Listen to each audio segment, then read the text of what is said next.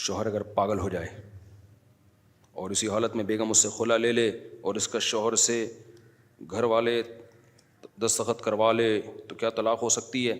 دیکھو شوہر اگر واقعی پاگل ہو گیا ہے، ویسے تو سب کے شوہر پاگل ہی ہوتے ہیں آج کل، جو خواتین سے ہم نے تو فی الحال یہی سنا ہے، لیکن اگر سچی مچی میں پاگل ہو گیا ہے تو اگر وہ طلاق دے گا تو طلاق نہیں ہوگی، طلاق نامے پہ دستخط کرے گا تو بھی طلاق نہیں ہوگی۔ اب اس کے لیے وہ کورٹ سے یک طرفہ نکاح کیسے ختم کرائے گی؟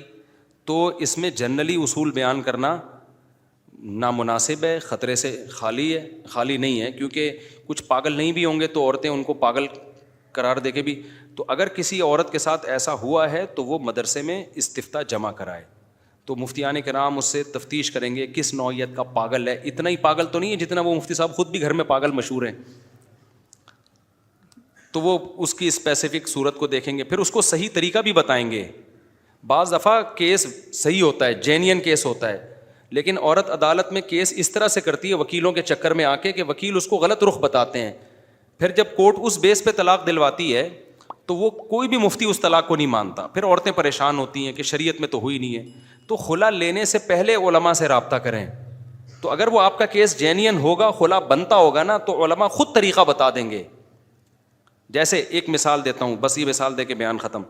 جیسے میرے پاس ایک کیس آیا نا، ایک خاتون نے کہا میرا شوہر رخصتی پہ آمادہ ہی نہیں ہے، وہ مجھے ساتھ لے ہی نہیں جا رہا، تو میں کورٹ میں کیس کر رہی ہوں، تو کیا مجھے خلا جو ملے گا وہ ٹھیک ہوگا؟ تو میں نے کہا آپ یہ کیس نہ کریں کہ مجھے اس شوہر سے ہر صورت میں ڈیورس چاہیے، کیونکہ اس بیس پہ عدالت نے اگر خلا دے دیا نا تو کوئی بھی مفتی اس طلاق کو طلاق نہیں مان، کیونکہ اسلام کی روح سے یہ غلط ہوگی۔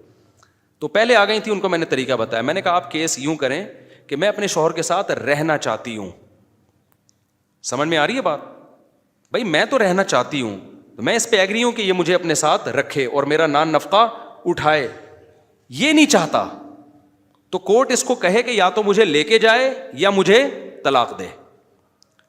اب جو کیس کس کی کورٹ میں چلا گیا؟ اب عورت کی۔ پہلے جو کنڈیشن بن رہی تھی وہ یہ تھی کہ میں نہیں رہنا چاہتی، ایسا نہیں ہوتا بھائی، آپ کیوں نہیں، جب آپ کا نکاح ہوا تو آپ کو تو رہنا پڑے گا اس کے ساتھ، شادی نہ کرتی نا آپ، تو آپ نے کیس یہ کرنا ہے میں رہنا چاہتی ہوں۔ اس کی دلیل یہ ہے کہ شوہر کو آج کورٹ بولے، نوٹس بھیجے کہ بھائی تمہاری بیوی تمہارے ساتھ رہنا چاہتی ہے، اس کو رکھو، اگر نہیں رکھتے تو پھر طلاق دو، وہ بھی نہیں دیتے تو پھر کورٹ نکاح کو ختم کرے گی۔ تو میں نے اس کو طریقہ بتایا، اس طریقے سے اس نے کورٹ سے خلا لیا۔ سارے مفتیوں نے کہا یہ خلا کیا ہے؟ ٹھیک ہے، کیونکہ ہر دھرم بدتمیز آدمی ہے بھائی، تو وہ تو کہہ رہی ہے رہنا چاہتی ہوں، تو بدتمیزی کر رہا ہے۔